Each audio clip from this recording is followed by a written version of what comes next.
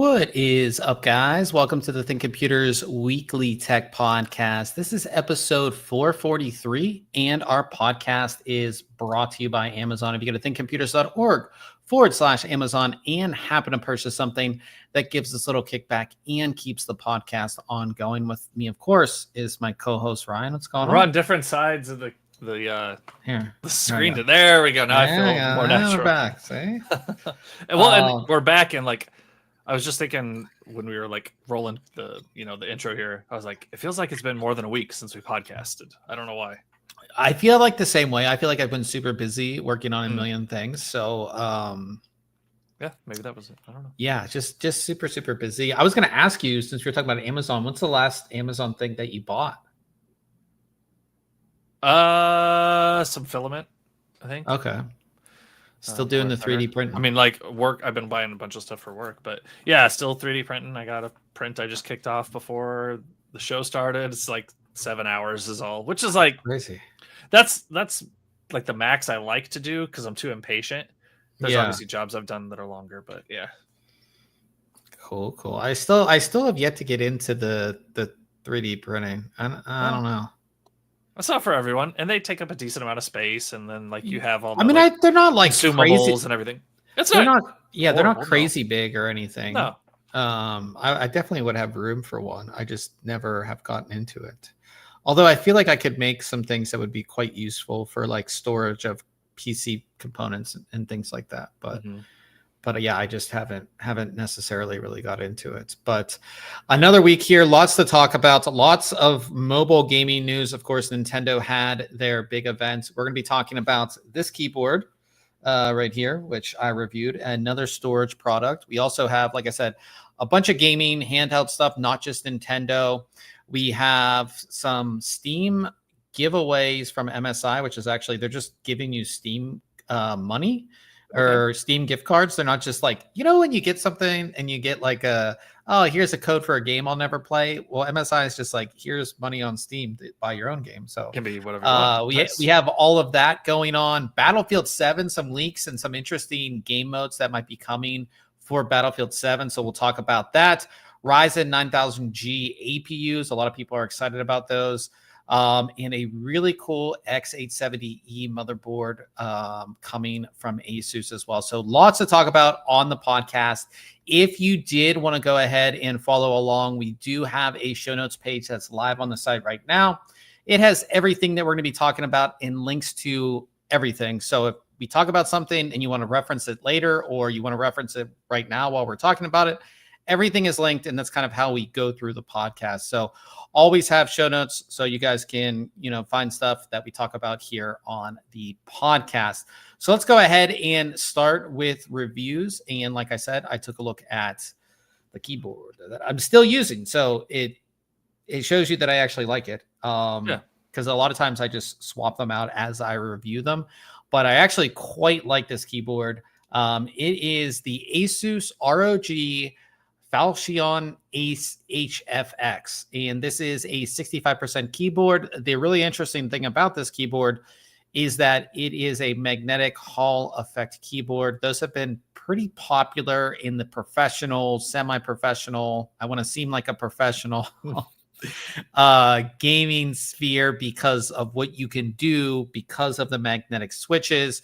Of course, the really popular thing, or the thing that gained a lot of notoriety, was the snap tap, or ASUS is calling it speed tap on their keyboard, but it allows you to essentially get perfect aim while you strafe, which has been banned in at least Counter-Strike. I don't know what other games have banned it, but you can do it on this keyboard. Plus, you have a bunch of other really cool features as well. So this keyboard itself, like I said, it's 65% keyboard. You have a gasket mount design. You have multiple layers of dampening as well. And I love to see this on a mainstream, ASUS ROG, very mainstream. Same thing, I would say Razer Corsair, Cooler ASUS. Master, maybe. Who? Cooler Master. Yeah, I would say Cooler Master and a Logitech. Those are the mainstream brands. It's good to see the sort of custom type features like the gasket mount design, the multiple dampening layers coming to these keyboards, because you want that good feel and you want that good sound, and you actually really do get it with this keyboard because of the dampening layers. Ryan and I have both used keyboards that you get pinging, and it just makes the keyboard unusable, essentially. So you have all of that. Of course, like I said, you do have the magnetic switches. They're ASUS's own magnetic switches. And the magnetic switch is really, really cool because it allows you to actually choose the actuation point. So when you press a key down, you get to choose how far down until it's actually actuated. So if you're somebody who likes speed, you can set a lower actuation point if you want. And that's the one really cool thing about this keyboard. And you can go into the Armory Crate software and set that up and kind of customize it how you actually want. Also, here are the switches if you want to see them. But also, with that, you can do rapid trigger. What that means is that on a normal mechanical keyboard, you have to wait for the key to reset before you could press it or actuate it again. So if you're constantly hitting it, you're going to miss keys. You're going to miss actuations because you have to wait for the actual switch to reset. With this, you have rapid trigger. So as soon as you let go, it's reset so you can reactuate it again. That's called rapid trigger. And what's interesting about this keyboard is that ASUS actually put a rapid trigger toggle on the front edge of the keyboards right here. It looks like a little, it's like a little toggle switch. And the reason they've done that is because on a lot of keyboards, you have to hit like a key combination to turn it on and off. This is just a simple toggle. And rapid trigger is not something you want on unless you're gaming. If you are typing, not something you want on because you will press keys multiple times that you don't want to press. It's just how it is. So it's nice that they have that toggle there. You could do everything else. There's like I said, there's the rapid trigger.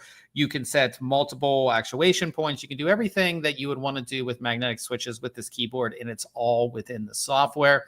Something else really interesting they did with this keyboard. This is a 65% keyboard, so you're not going to get an attached cable. You're going to get a separate cable that does come with this. But the interesting thing that they've done is they put two USB ports, two Type-Cs on here. And one's not a hub or anything like that.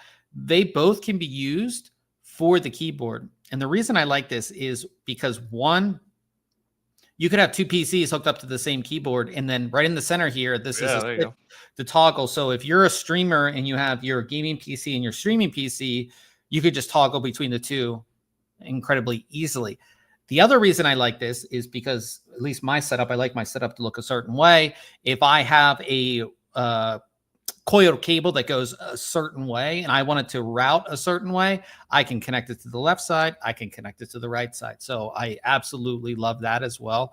Something you just don't see. Sometimes if you see multiple USB ports, one's a hub for, say, like a wireless headset or something like that. But these both can be used to use the keyboard. So I really like that. On this side, it's kind of interesting too. So this is a little toggle button, and it allows you to toggle between different actions. So like volume or brightness on the keyboard and all of that, and even actuation point. And then this is a touch panel. So you essentially have, I can't show you because it's connected, but you essentially just like go like this on the touch panel.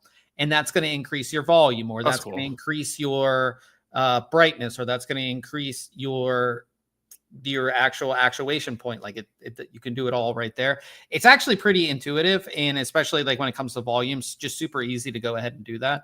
So really, really like that on this keyboard as well. You get 3 different angles on this. So you have two sets of pop out feet. So here's like the default angle, and then just a little bit of an angle, and then your full angle right there. I don't know if I mentioned double shot PBT keycaps, which is great. They feel amazing. They have that rough look, but they're not going to wear or anything like that over time, which I really, really like. And then the keyboard does come with like an interesting tray. I call it more of a tray. It is a cover too. So it comes with this cover here. Now this can cover the keyboard so your keyboard's protected, doesn't get dusty. But you can also put the keyboard in it the other way, and it becomes a tray. So however you want to use it, I don't know if it's necessarily that useful, but you do get this tray there as well. And when it comes to lighting on the keyboard, you're going to get full per key RGB backlighting on this. And then there's like a Republic of Gamers logo in the center of the keyboard that lights up. I don't know why the page isn't going, but I will show you that when it pops back up. But as far as experience, and I think that's the biggest thing when it comes to this keyboard, is going to be experience. And I'm somebody who games every once in a while and does a lot of typing. So I would say for both things, it's actually quite good. The experience, the feel, and the sound of this keyboard when you're doing, like when I'm writing reviews and doing things like that, feels and sounds great. The feel of the double shot PBD keycaps is great. And then the cushioning that you get from those multiple dampening layers really gives this a really, really good feel, as well as a good sound. No pinging, none of that stuff.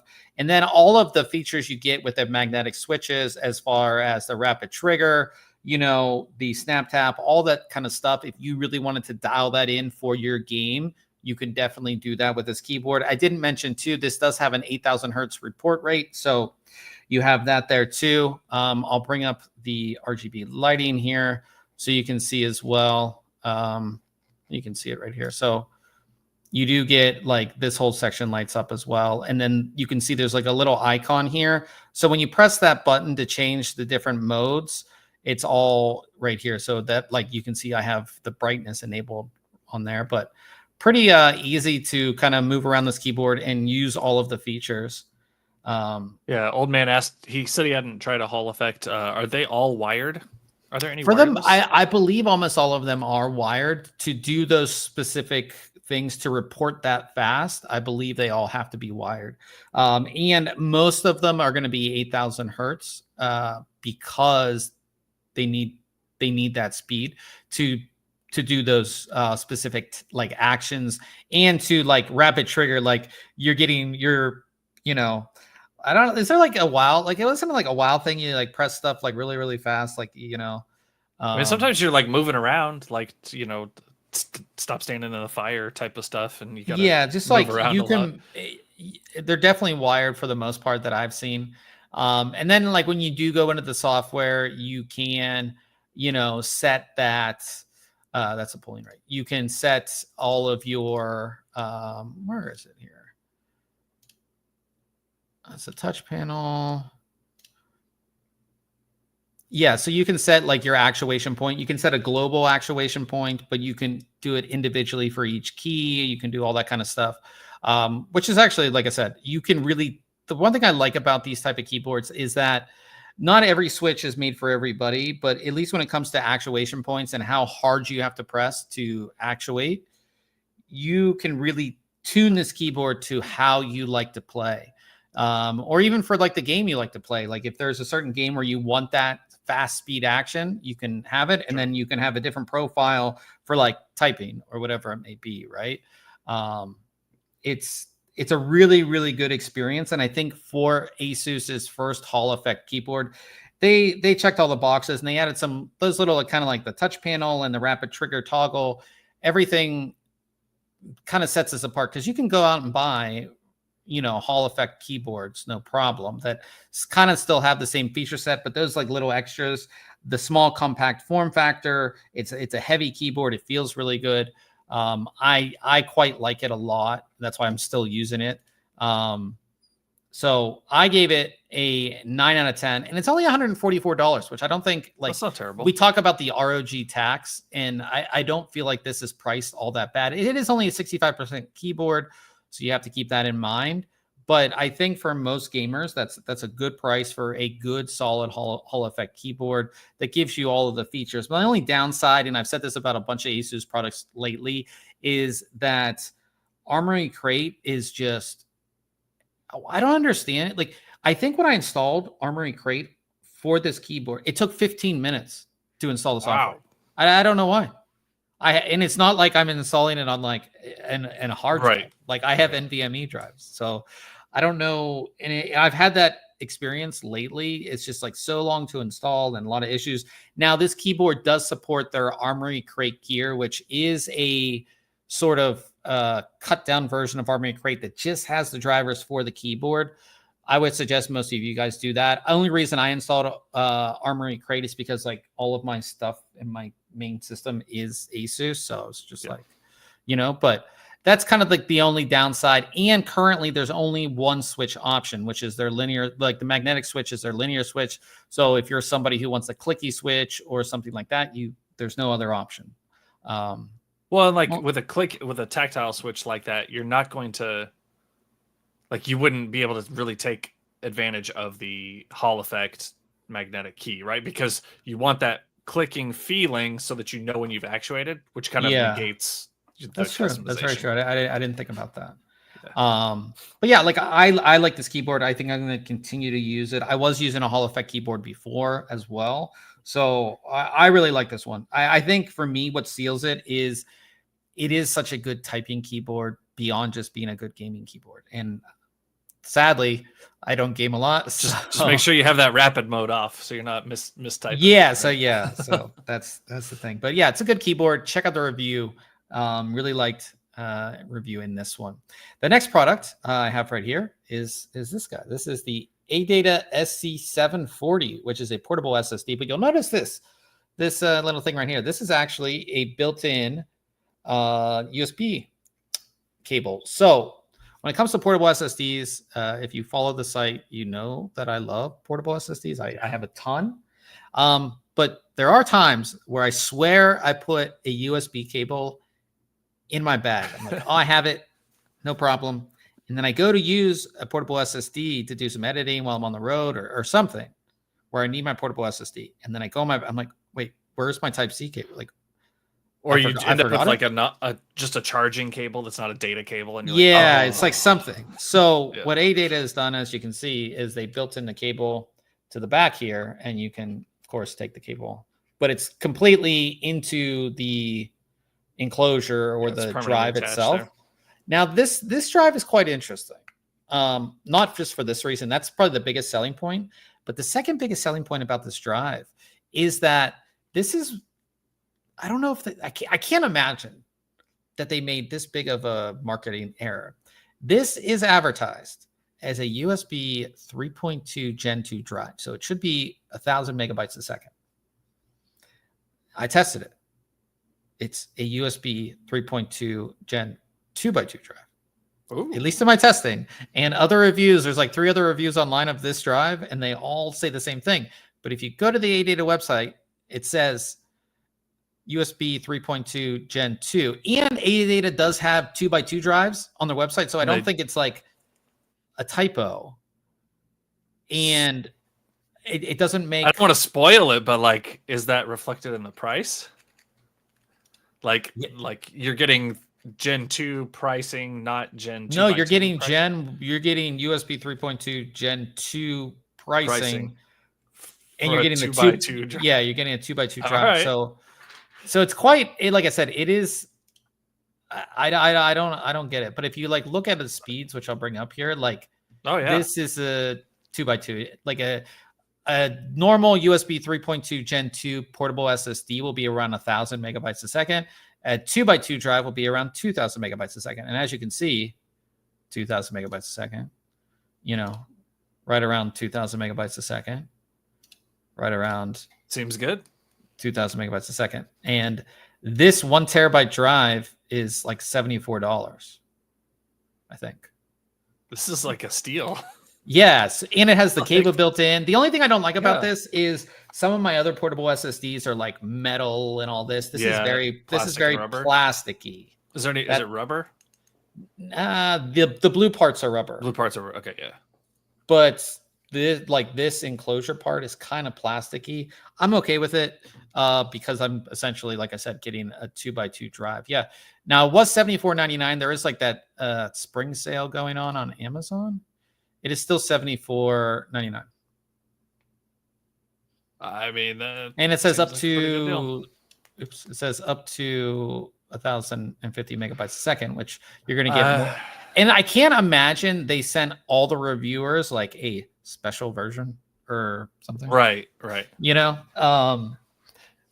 So yeah, I think somewhere like a chip, somewhere something got off in communication internally, and they have this great drive that they've categorized in a totally different category, and they just haven't really realized it yet. It is, like I said, I was very, very surprised. I was like, wait a minute. I'm like, wait, this isn't right. Then I ran the test again, and I ran the test again, and I ran different software, and I was like, okay. But yeah, it's a solid drive. If you're somebody who's maybe like me who forgets the Type-C cable, because these ones are small, you'll never be without the cable. And again, just for the fact that you get 2x2 speeds at the same price as a USB 3.2 Gen 2, it's worth picking up. Really, like I said, the only thing is it is kind of plasticky. That's the only thing. And I would say it's probably a little bit larger than it needs to be. If you look at some other portable SSDs, it is just a little bit bigger than it should be because it's plastic and it has to kind of have this part where the cable goes. But beyond that, like I said, I think it's a steal right now, and go ahead and pick one up. And if for some reason yours is not as fast as ours, talk to ADATA and reference our review and be like, well, but yeah, no real issues with the drive as far as anything else goes. It's a solid drive. So check out that review. Pick one up if you're looking for a portable SSD. It's very convenient to have. They're, like I said, I love portable storage like that. If you guys didn't know, we are giving away a $50 gift card of your choice. So any online store where I can buy you a $50 gift card, it doesn't have to be tech. It could be like Lululemon or something, whatever you need. As long as I can buy you a gift card for it, I will buy you a gift card for it. So that is going on now. I believe we have a week left, I think, or 2 weeks left. Let's see. 7 days left. 7 days left. We already have over 10,000 entries into it.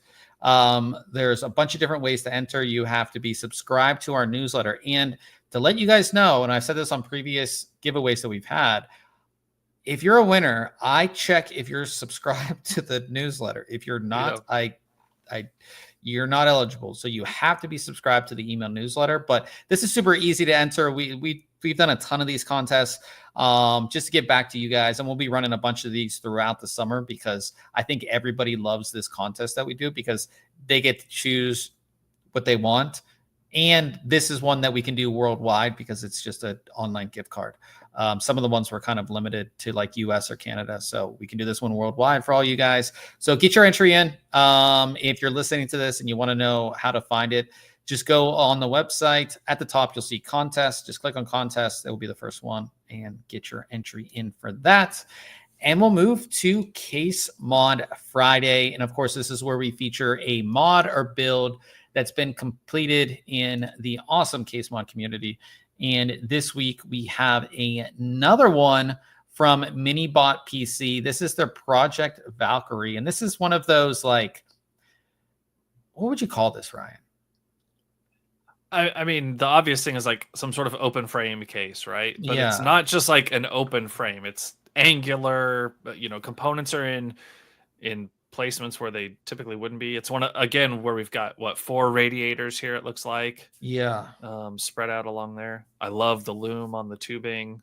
Yeah. I think the colors just like are so good on this.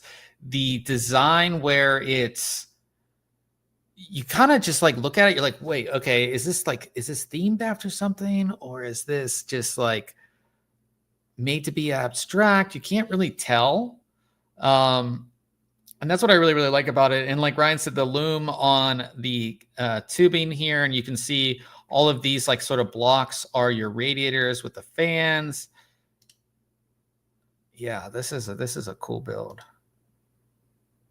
And those bottom radiators, I think, are like 240s, aren't they? The top ones look to be 120s, but the bottoms look like they've got 2 fans on them. Down here? Yeah. Well, there's 2 of them. Oh, yeah, these. Oh, you're actually right. See how there's 2? And then the top ones are just single. So you've got, 720 on radiators total. Yeah. 360 on each side. Look. Yeah. Very, very cool. All custom grills on Yep. here. Yeah, it looked like they're 3D printed grills. I was reading an article the other day that was just like some like fads or like previous modding stuff, and like custom fan grills was one of them on the list, and it's kind of Yeah. cool to see them. And like 3D printing makes them so much, like you have so many options, And like your options these, are like, pretty much unlimited. these like brackets on the back, all Mhm. this is 3D printed too. Yep. Yeah, but I really like Minibot PC is very well known for these type of builds, and we featured a couple that are very similar to this. It's kind of like the style that he has, and I have to say, like, these are just super, super cool. Definitely need space for this on your desk. Yeah. But I think it's definitely a showpiece. Or like if you showed up to a LAN party with this, that'd be awesome. Yeah, people are going to be stopping. You're not going to be gaming much because you're going to be talking about your build. Yeah, For everybody really, that really stops cool. by. Oris motherboard on this too. So Like the little display up in the corner there. Yeah, right here. Yep.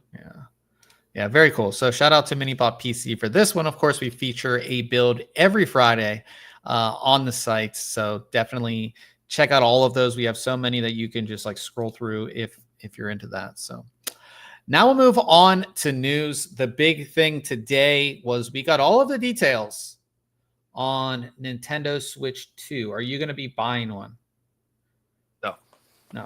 No. My son hasn't been playing the Switch like a ton lately, so there's no way I'm buying a Switch 2. Okay. He's he's got his iPad. They have their Switch. He's got a phone now at this point, so we don't have a compelling reason to buy one. Gotcha.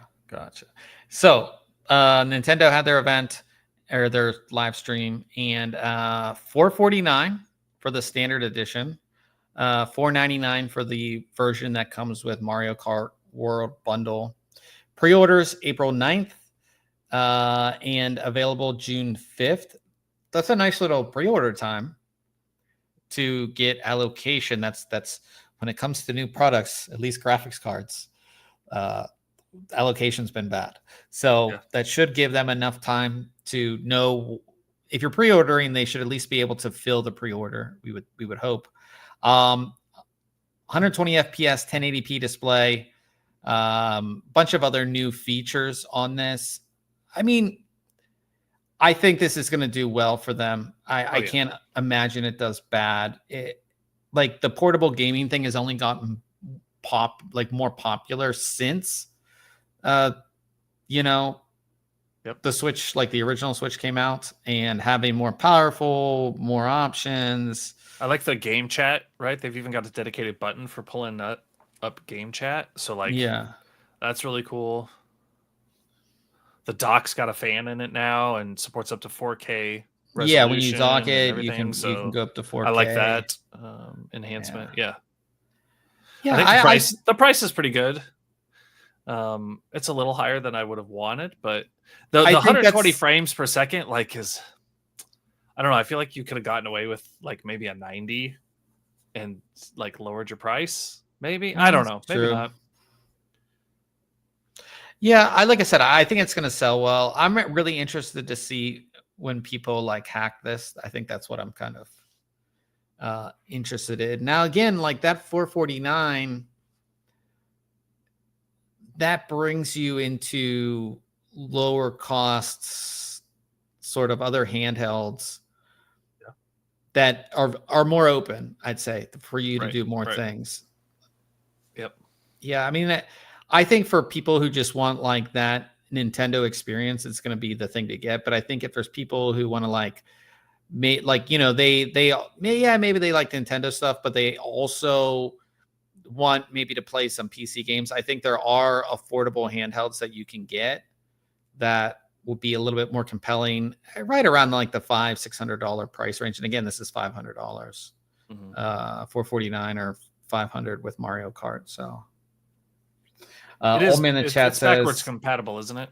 I believe so. Yes. Yeah. Old man in the chat says I might pick up a Switch used if the price goes down.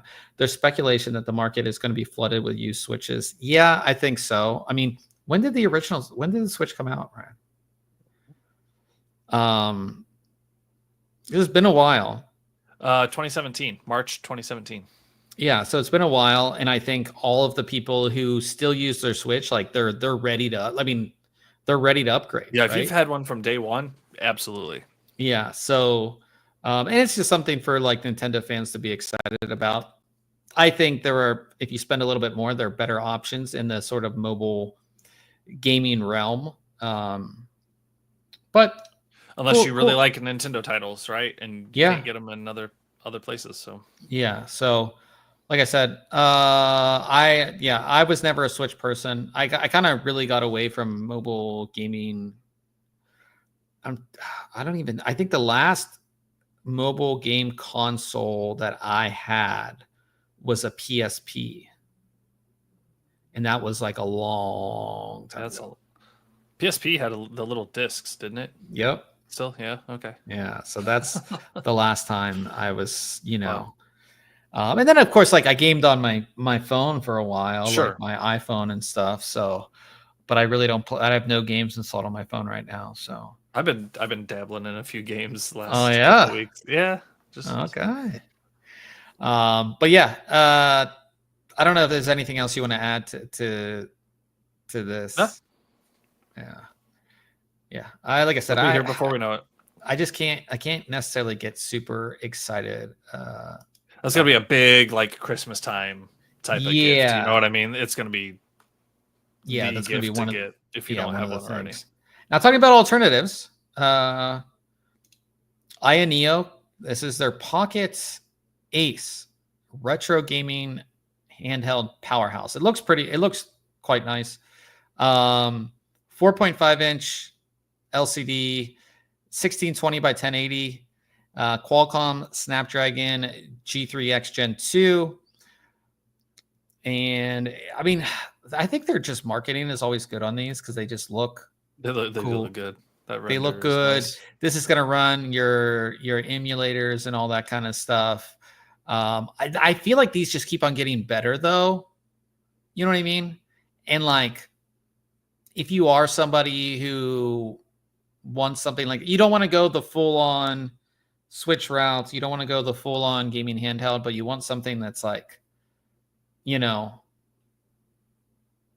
like I would say like $200 to $300. Like this could be something that's definitely. I wish that white version had those colors across the body somewhere. Oh, some stripes instead of just the screen. I think that would look really good. Yeah, that would look really, and like if it went around to the back. Yes, just around the top, above the screen, below the screen, and then like around the back. Yeah, it would look freaking awesome. Yeah, like if this went around. But yeah, so that's one gaming handheld, and we've heard rumors about another gaming handheld. We heard rumors that Xbox will finally come out with a gaming handheld. I feel like everybody else has a gaming handheld, but Xbox does not. And the rumors that we were hearing was that they're going to use a third party to make their gaming handheld. And apparently that third party is going to be ASUS. So of an Xbox ROG Ally something, right? And ASUS put out this video, which I can play here. It's of this guy. He's trying to do something, and then he wants to go into his machine, but he accidentally an Xbox controller and ROG Ally go into the machine with him. And then something new comes out, which gives you every indication that you're going to have an Xbox ROG Ally. Now, do you think, obviously this is going to run Windows, right? Is it just going to be another ROG Ally that's Xbox official, because it's going to run Windows. Like it's not going to run because Xbox runs Windows on like skinned Windows, right? I believe so, yeah. So is this just going to be an ROG Ally X that has an Xbox logo on it? I hope not. I mean, they've got to do more than just that, right? Otherwise, you're not going to sell this to your Xbox fans, right? Unless there's some compelling reason to have this thing. Yeah, I don't know. It could be a cool partnership. I was really like you said, hoping, as much as I like ASUS and I really like the ROG Ally, I really wanted Xbox to do their own thing. I feel like when Xbox has done their own thing, it's just been super cool, and they know they needed to like Yep. put out this really, really cool thing. And by all indications of that video, it is going to be like ROG Ally body. It's going to be the same thing that we've seen, just like Xbox. Yeah, Maybe and I something think a little bit different. like the video was very obviously it was released by ASUS. It has their kind of style and everything. If this would have been a video that Microsoft made and it was more like there was more green in it, right? More Xbox style and like design that they use in their ads and with a flair of ASUS, I think you'd get a different reaction maybe from people, if that makes sense. Yeah. So I don't know. Yeah, who knows when we'll see this? But based on this teaser, probably soon. I'm guessing. You know, maybe I mean, would this be a Computex announcement? I don't think. Yeah. I don't think, because that's not a show for right gaming show. Like when's we don't have E3 anymore. Tokyo Game Show? I don't know, or GDC. No, GDC already happened. It was already happened, yeah. Tokyo Game Show 2025. Let's see. Tokyo Game Show is September 25th. So that's a while away. Far away. Yeah. Like, what are the other big gaming? Like, there's no E3, right? So what are the other big gaming? Like, there has to be like maybe at a PAX. Mm-hmm. Like, it would just be. I mean, I know ASUS obviously is like a Taiwanese company, so like Computex for ASUS it would make sense. But for Microsoft and Xbox doesn't make any sense. So I would say a lot of those companies went to doing their own live stream of presentations instead of doing E3. So maybe it'll be in something like that. Yeah, it's an interesting partnership for sure. It saddens me because I really like Microsoft did really like when Xbox came out. They really did innovate, and it would just be nice to see a first party device from Xbox in the I don't know. Maybe it's my nostalgia for Xbox, but I would have really liked to have seen,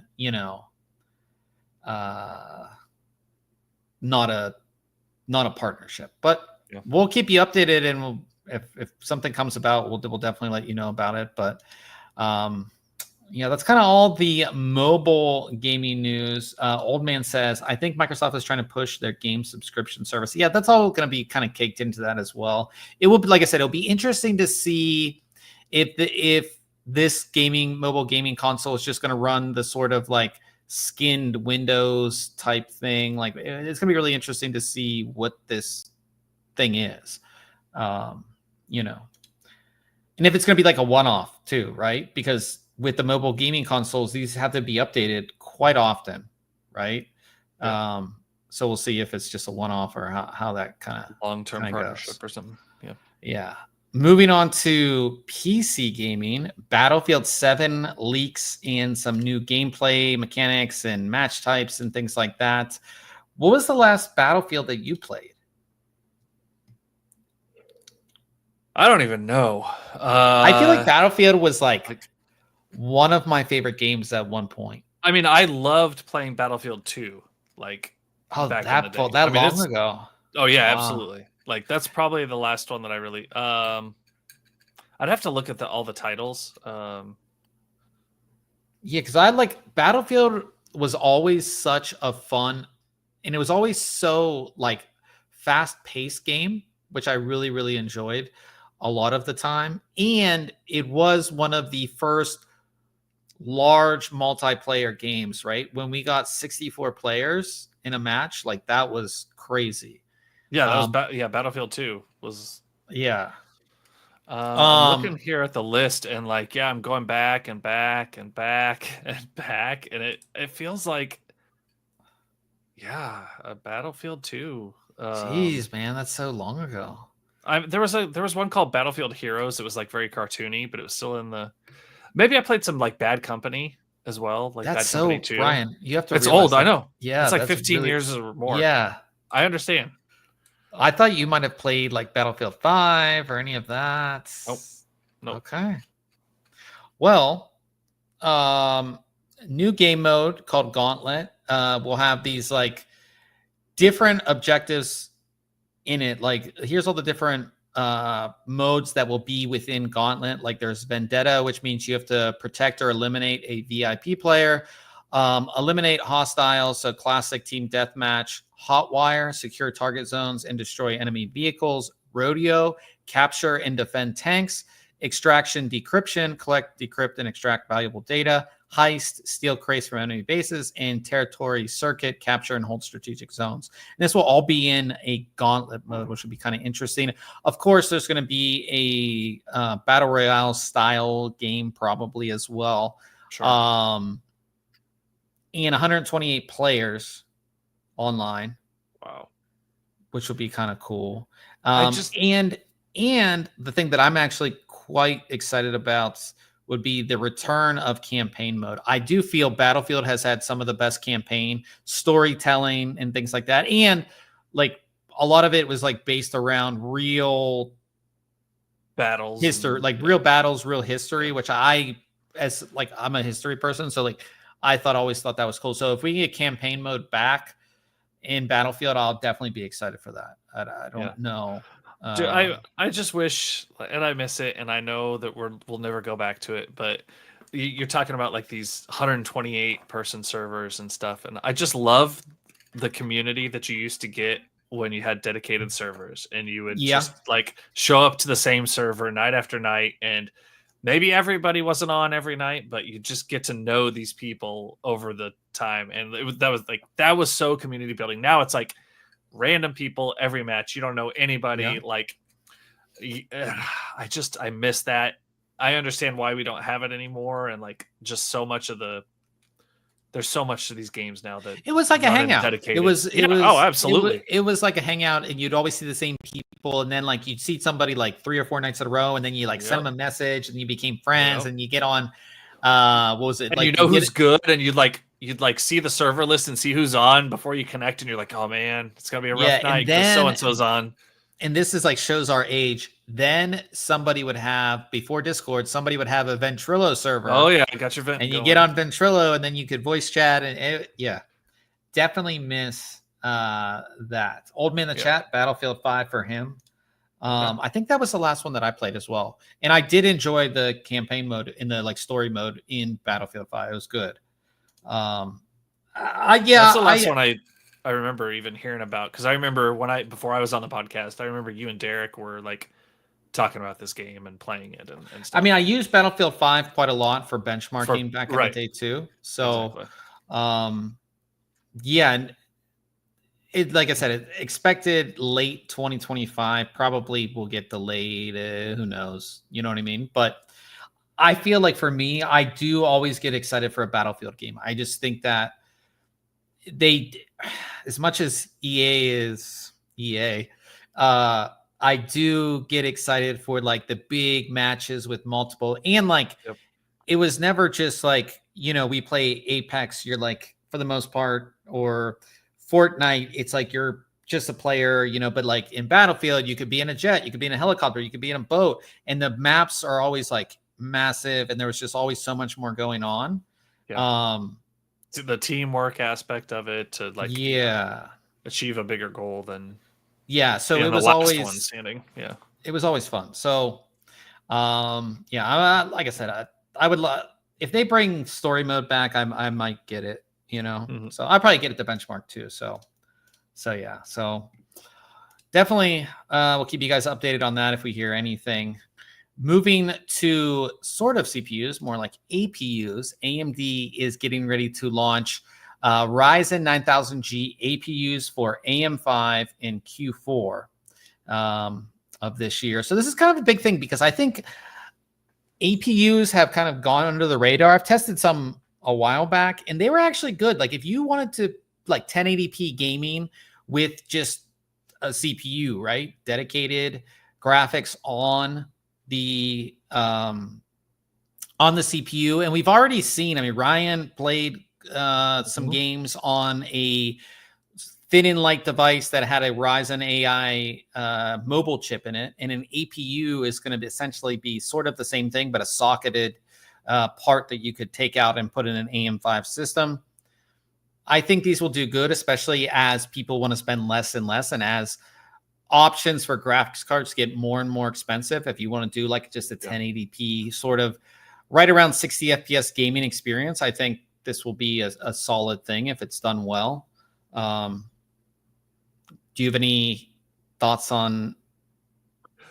I've never like built one or, used one outside of, that machine and a couple others, like just in testing use. So I've never been an owner of an APU, but I do think they make, like you said, they make sense for someone that maybe just wants to do some light video editing, some light gaming at 1080p, and wants a little more than your traditional like integrated graphics. I think they can make a lot of sense. Yeah, and like I said, with what AMD has been able to do with the mobile chips, I think that's going to kind of carry over a little bit here. So it might be a good thing, like I said, especially for somebody who wants to just get a low cost machine built. You know what I mean?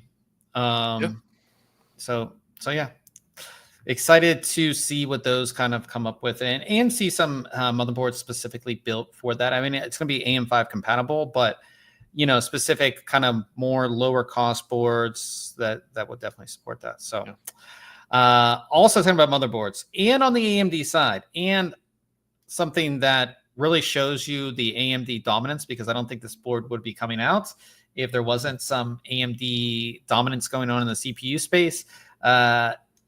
ASUS is going to be coming out with an X870E Extreme or Crosshair X870E Extreme motherboard. So when it comes to ASUS's high-end ROG motherboards, on the AMD side, it's Crosshair. On the Intel side, it's Maximus. I don't believe we've ever had a Crosshair Extreme, and if we have, it's been a bit. And this is the highest end of the highest end. Like, I don't know how much it's going to cost. I don't know if we have, right around $1,000. So the motherboard's going to be $1,000. It has every feature that you would ever want on a motherboard. It's going to give you the best power delivery. It's going to have like literally everything you want. Plus more. Like, you have to be a certain customer to want this board, but because it's coming out on AMD, it just shows you that AMD has definitely captured enough of the market where ASUS sees this as a viable product, right? Yep. Yeah, I mean, you're not buying this to just like throw it in your everyday machine. Like, this is a purpose built. You got to be, This is a 1%er board type of thing, like. And like you have all the dip switches down here to do that. You have so many. There's just so much stuff on this board that I don't even know what's all going to be on this board. But it's going to be the most high end board that they probably are going to, or they are going to come out with on the AMD side. And it's big too. It's at E. So it's extended, so it's bigger than your standard motherboard. So you got to think about what you're putting it in, and there's a lot of, like I said, it's because you do have the DIMM 2 slot here, so this is a big board.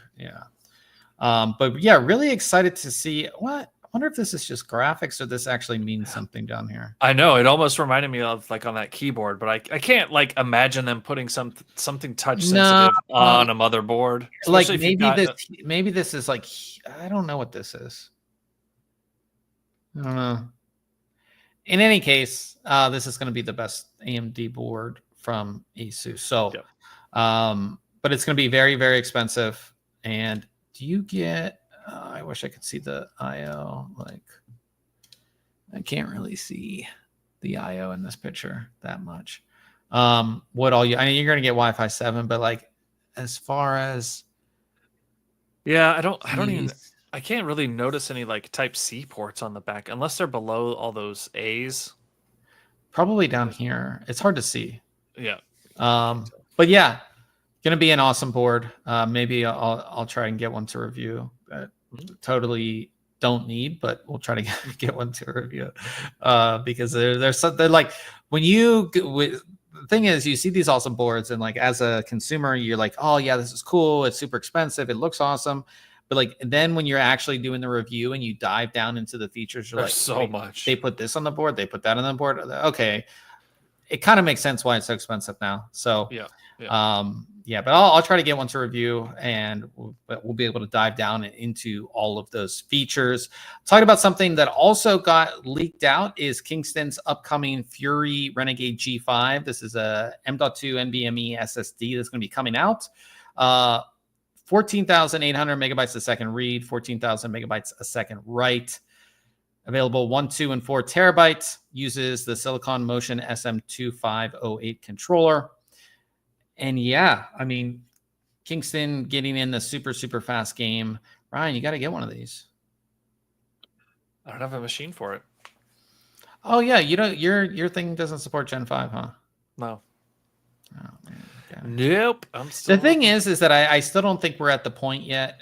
Like you need to cool this off. I would still say like Gen 4. I mean, that is so much faster than Gen 4, but it is. But again, you're not taking advantage of that speed most of the time. So yeah. So, but cool to see that, and that should be coming out soon because it was just leaked. So we'll keep you updated on that as well. Now, this was an interesting story. We all know HP for laptops. I guess they have an Omen line of things, but they are coming out with components for PCs. Okay. Omen gaming components, so AIO. They first announced this machine, a customizable gaming desktop. So this looks like a cyber power system. Like, you know what I mean? This looks like this does not look like an Alienware or an HP, like the normal HP Omen that we're used to seeing that like you can't really customize or open up or upgrade. Yep. This looks like this is fully upgradable. This is their 35L, which I assume means it's 35 liters. And it comes with, you can do Ryzen or Intel, up to a 4090 in this one, 7600, 64 gigabytes of RAM, all that kind of stuff. But then with this, because this is going to be their upgradable computer, they are offering components now. So you can get HP Omen RGB fans. You can get an HP Omen power supply that looks very, I think that looks very Fractal Design-esque with the rounded corners. But then you have your AIO, and you also have controllers, fan controllers and stuff. So pretty interesting. Now, don't know. Where are we going to see these? Yeah, like if you're going to be able to buy these components, maybe at a Best Buy or a Micro Center, not sure, or if they're only parts available for the 35L.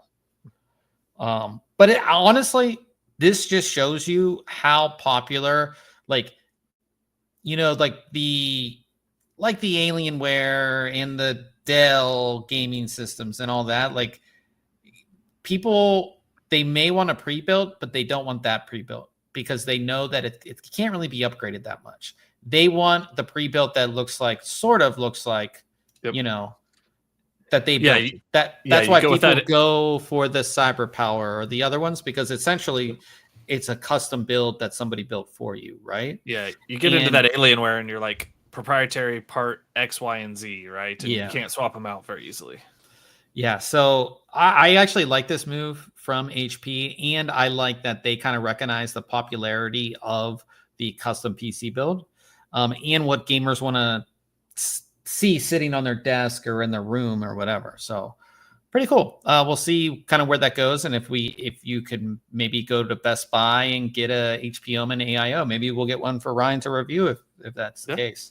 See what that's about. It's probably made by a third party, but we'll see about that. I talked about it earlier in the show, but MSI is giving away Steam codes with their motherboards, coolers, and PSUs, and it's just a Steam code. So like, again, I talked about it, like, we have all of these you get a free game, and then you look at the game, you're like, yeah, I'm never playing this game that's free, that you get with certain things.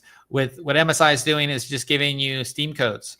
So So like here's eligible products when it comes to motherboards and coolers. So if you get their Meg Z890 Godlike, you get a $100 Steam code.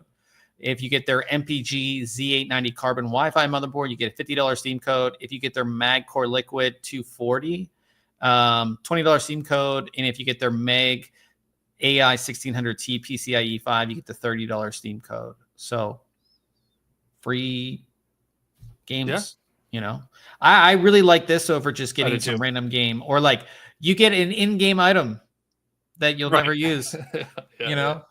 So this is actually good. It's obviously like, our giveaway, you know, they're not giving away. It's not a crazy giveaway because like this AI 1600T is a 1600 watt power supply. That's probably like $500. You only get $30. Obviously, the Z890 Godlike I think is $1,200, and you're getting $100. So, you know, I would say this is the best deal. The Mag Core Liquid i240 is 240 millimeter AIO. You get $20 Steam code. So, not horrible there, but it's nice that you're getting something for your purchase, right? And it's not like you're buying graphics card. Typically, graphics cards you get something, and graphics card and CPU, you'll get some type of thing. But this is motherboard and cooler and power supply. So, last thing is that I don't know if you've ever done this, Ryan, but like when I do builds here, I always just install Windows without a user account, without a Microsoft account. I just, do the little bypass NRO. Everybody, I'm sure a lot of people know the bypass NRO. But it looks like in the latest version of Windows, Microsoft is finally blocking that pathway to install. I hate that. So they're blocking local account setup loophole, which was the bypass NRO. I saw some people put out videos showing that you can still do it in a different way. Hopefully that's the case, because I always do it without.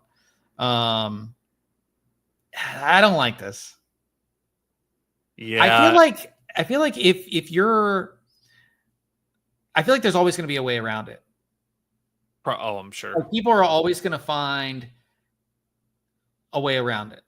And old man in the chat said, Chris Titus Tech has a video up on how to get around creating a local account. Yeah, that's what I mean. Like, I feel like we're always going to get around. Like, there's always going to be a way to get around it. Especially if you're like, for me, like I'm just building a system to test a motherboard, and then I'm not like, you know what I mean? It's well, and you know, what if I don't have internet access? I can't set this computer up. Like, everybody has internet access. No, not me. Well, no, the worst part is like if it's like maybe you took parts out of an old build and then like you don't have the driver. Yeah. You don't have the Wi-Fi driver or whatever it is. You know, that's but yeah, like I said, not a big fan. There's definitely workarounds. So we'll probably put an article out on the workarounds as well. Just because we want to, tell you guys how to do it, because I'm sure there's a bunch of ways. I haven't researched it yet, but there's, like I said, old man in the chat said there's already new ways that you can do it. So we'll put an article out to tell you guys how to do that. But just Microsoft wonders why like people don't like them. This is a reason, right? Yes. I'm still rocking my local accounts. It's like the people who want to do it are going to find a way to do it. Like, I don't think it's ever going to be completely locked down to where you couldn't do it, because like Ryan said, there's always going to be that real person who doesn't have internet. They have a computer, right? They have a legit version of Windows, and they paid for it, but like they don't have the internet. They just want a computer. So yeah, guys, that is the news for the week. Lots of crazy stuff going on. Talking about what we have coming up next week, I'm taking a look at another graphics card. This one is from ASUS. This is their Tough Gaming RTX 5070 OC. So it's going to be the first Tough Gaming card of the 50 series that I've had a chance to take a look at. So I'll be telling you all about that. Also taking a look at a very small CPU cooler. So this is the Scythe Shuriken 3, and this thing is like, you talk about like, I know Ryan, you were talking about building a small form factor. This thing is tiny. 39 millimeters tall, tiny CPU cooler. And I'm actually building a new CPU cooler test rig, so this will be the first cooler that we test in it. Cool. So yeah, so that will be what we have coming up next week. Now, at the end of the podcast, we always have a question of the week. And since we talked a lot about mobile gaming, Switch 2, things like that, Ryan, if you were going to buy a mobile gaming device, can be a $50 emulator thing. It can be $1,000 gaming handheld. Sure. Which one would you buy? I was thinking about this earlier because I saw the question, and I think I would probably go with a Steam OS based one. So like maybe the Lenovo, what is it, Go? Yeah. The Steam based, because I got to thinking like, sure, I could get one that's the Windows based, and then I've got like, if it's my mobile gaming thing, like that's what I should be doing on it. It's just gaming. So I've got Steam there. I can get my games and just play, right? I don't have a need for like, if I'm going to do something more than gaming, I'm going to want a keyboard. I'm going to want everything else to go along with it, a larger screen. So I'm just going to have a laptop. And sure, I could, dock one of those devices that runs like Windows natively and get some of that done. I think if I was just getting it for gaming, give me one with Steam OS on it. Okay. Yeah, I think I'm very much in the same thing. The thing is like, I really don't game on a mobile device at all. A lot of the Aya Neos, like the ones that are like a few $100s, are very compelling. They look nice. It seems like they would be very ergonomic and nice.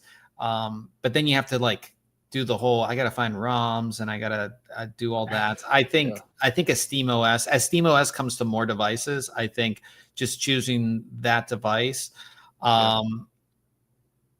And I've got my library of games that I've curated over the years, like like everything's in just Steam. Translates right over. It's not like a Switch 2, right, where I've got to buy, I don't have a library of Switch games, and any of that. So yeah. Old man in the chat says, I was looking at the ASUS TUF Gaming 5070 Ti. It's one of the few cards that support two HDMI 2.1B ports for connecting OLED TV. Great for gaming media PC. Yeah, the ASUS cards on the 50 series, I'm not sure all of them. I know, actually, I'm pretty sure this one does as well, that TUF Gaming. But like, I know the Astral card that I have, the 5080 Astral, it also has two HDMI. I know my old 4080 Strix, it has two HDMI. They're one of the few that give you more than the default ports, right? You get that extra HDMI, which, as Old Man says, can come in handy. Yeah, you don't realize the little things that ASUS does. That's one of the little things you're like, okay, and again, you may not have a use case for it, but just as you saw, Old Man, it definitely has a use case for it. And I think a lot of people will appreciate that extra port if you're actually going to use it. So, yeah, for mobile gaming, I don't know. I feel like, I think this is Steam. I have so many games on Steam, so I'm not like having to buy a ton of new games. And there's a ton of free games on, like, you know what I mean? It's just like the curation's there. I don't have to worry about like downloading ROMs off some weird website and then having to like go through and maybe they don't run correctly, or you got to put them in certain folder structures and name them things. And I feel like a Steam OS device, and again, as that kind of opens up, as you'll see over this year, more devices like maybe even ROG Ally and some other things running Steam OS will be a better, so you can kind of choose which one you want if that's the experience that you want. So I think I would be pretty much the same. Is there anything else tech related you want to talk about? Is there anything that you saw? Is there? No, just got a bunch of AIOs to get through. I think I've got 5 of them. Yeah, Ryan's got and Ryan also built a new system for AIO testing as well. So we're just upgrading our test systems, getting everything kind of back together. I have a bunch of stuff to review here, so lots going on. But yeah, we are going to be gaming tonight, and we're not playing an FPS this week. We talked about it last week, that we'll see how it goes. We're going to play StarCraft 2. We were thinking about RTSs, and it doesn't seem like there's like a new RTS that's like similar. Not one that just like sticks out, right? Yeah, and I mean StarCraft's iconic, so we're gonna play StarCraft 2 is free to play if you didn't know. Yeah. So we're gonna play it. We're gonna see how it goes. I fired it up last night to make sure I had it installed, and it had my game history of like when I had last played it. I had not played StarCraft 2 in 7 years, and there was only like a couple games, and then the gap before that, it was 15 years in my match history. I was like, we're playing it, so all right, should be interesting. Old man asked, have you guys seen any reviews of AMD's AI that included with new drivers? I have not. That's one thing 21 gig download. Whoa. That's one thing that I really don't look at other tech reviews unless I'm thinking about buying something. I need to stay more up to date on certain reviews and things that are going on. I'm just always so busy working on stuff, but that's definitely something I should probably at least like watch like a couple of reviews a week or something, because I feel like in the tech space I'm kind of like in my own just world. I don't really see what other people are doing all that much. So but yeah, we are going to jump over to Twitch. Ryan of course runs that stream, and like I said, we will be playing StarCraft 2, so kind of excited to get some different type of gaming going on. So again, that's twitch.tv/ThinkComputers if you want to continue to hang out with us. And that is it for this week. Again, guys, thanks for listening. We appreciate all of you, and we will see everybody next week.